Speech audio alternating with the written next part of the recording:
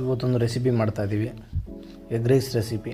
Egg rice ಮಾಡುವ ವಿಧಾನ ನೋಡಿ. ಕೊತ್ತಂಬರಿ ಸೊಪ್ಪು, ಎಲೆಕೋಸು, ಈರುಳ್ಳಿಲ್ಲ ಕಟ್ ಮಾಡಿ ಇಟ್ಟಿದ್ದೀವಿ. ಅದಕ್ಕೆ ಬೇಕಾದ ಮಸಾಲೆ ಪದಾರ್ಥಗಳು ಹಸಿಮೆಣ್ಸಿಗೆ ಹಾಕಿದ್ದೀವಿ, ಮತ್ತು ಶುಂಠಿ ಬೆಳ್ಳುಳ್ಳಿ ಪೇಸ್ಟು, ಈರುಳ್ಳಿ, ಎಲೆಕೋಸು ಕೂಡ ಹಾಕ್ತಾಯಿದ್ದೀವಿ. ಮೊಟ್ಟೆ ಆ್ಯಡ್ ಮಾಡ್ತಾಯಿದ್ದೀವಿ, ಮಿಕ್ಸ್ ಮಾಡ್ತಾಯಿದ್ದೀವಿ. ಅದಾದಮೇಲೆ ಚೆನ್ನಾಗಿ ರೋಸ್ಟ್ ಆಗಿದೆ, ರೈಸ್ ಆ್ಯಡ್ ಮಾಡ್ತೀವಿ. ಈಗ ನೋಡಿ, ರೈಸ್ ಪೌಡ್ರು, ಧನಿಯಾ ಪೌಡ್ರ್ ಹಾಕಿದ್ದೀವಿ. ನೆಕ್ಸ್ಟು ಗರಂ ಮಸಾಲ ಪೌಡ್ರ್ ಹಾಕಿದ್ದೀವಿ, ಪೆಪ್ಪರ್ ಪೌಡ್ರ್ ಹಾಕಿದ್ದೀವಿ. ಇದು ಚಿಲ್ಲಿ ಪೌಡ್ರು ಆ್ಯಡ್ ಮಾಡಿದ್ದೀವಿ.